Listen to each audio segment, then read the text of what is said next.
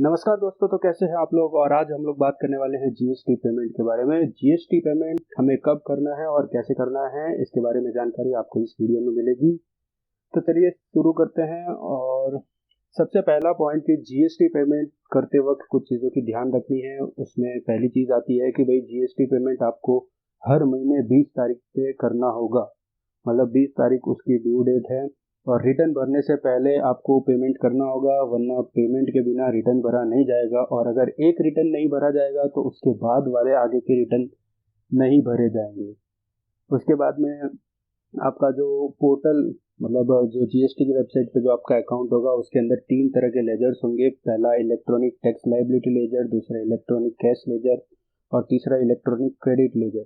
Electronic tax liability ledger में आपको दिखेगा कि आपकी कितनी लायबिलिटी बनती है जीएसटी की। इलेक्ट्रॉनिक कैश लेजर में आपको दिखेगा कि आपने जीएसटी के अगेंस्ट में कितना पेमेंट डिपॉजिट करवा लिया है। और इलेक्ट्रॉनिक क्रेडिट लेजर में आपको दिखेगा कि इस बार की आपकी क्रेडिट कितनी है। टोटल क्रेडिट आपको इलेक्ट्रॉनिक क्रेडिट लेजर में पता चल जाएगी। उसके बाद में इसका प्रोसीजर क्या रहेगा जीएसटी में पेमेंट करने का। प्रोसीजर ये रहेगा कि सबसे पहले आपको इंटरनेट पे जाना है, पोर्टल में आपका एक जीएसटी चालान होगा वो जनरेट करना है। उस फॉर्म का नाम है जीएसटी PMT 06 और एक बार चालान जनरेट करने पे वो 15 दिन तक वैलिड रहेगा।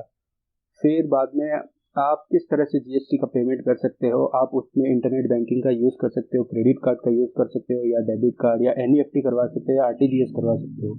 और आप चाहो तो बैंक में जाके चेक, कैश या डीडी से भी जमा करवा सकते हो, लेकिन उसके अंदर लिमिट है कि भाई 10,000 या 10,000 से नीचे तक की आप खाली चेक, कैश या डीडी दे सकते हो बैंक में जाके।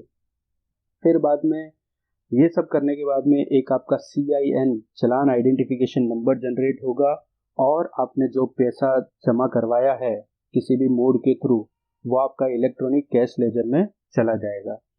अब इसको एक एग्जांपल के थ्रू समझने की कोशिश करते हैं। जैसे अगर समझ लीजिए आपका कोई अगर टैक्स लायबिलिटी लेजर है तो वो इस तरह का दिखेगा कि भाई आपने इस बार की जितनी भी सेल की है तो उसके अंदर आपकी CGST लायबिलिटी बनती है 50,000 रुपये की, SGST लायबिलिटी बनती है 50,000 की और IGST की लायबिलिटी बन रही है 1,00,000 रुपये की। उसके बाद में आपका इलेक्ट्रॉनिक क्रेडिट लेजर होगा जिसके अंदर आपको दिखेगा कि इस बार की आपकी कितनी क्रेडिट है। उसके अंदर आपको दिखी कि भाई CGST की क्रेडिट 40,000 है, SGST की क्रेडिट 40,000 है और IGST की क्रेडिट 60,000 पड़ी हुई है।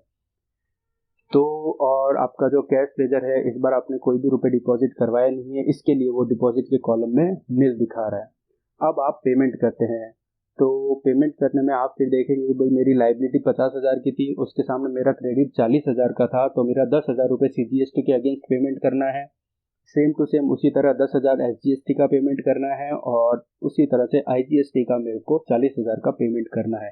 तो ये जो 10,000 और 40,000 है वो आप पेमेंट करेंगे बाय इंटरनेट बैंकिंग और वॉटेवर चालान के थ्रू। पेमेंट के बाद में आपका लेजर कुछ इस तरह से दिखेगा। इलेक्ट्रॉनिक कैश लेजर सबसे पहले आप देखेंगे तो आपका आपने जो CGST में है वो 10,000 रुपये जमा करवाए हुए हैं तो ये 10,000 रुपये दिख जाएंगे आपको।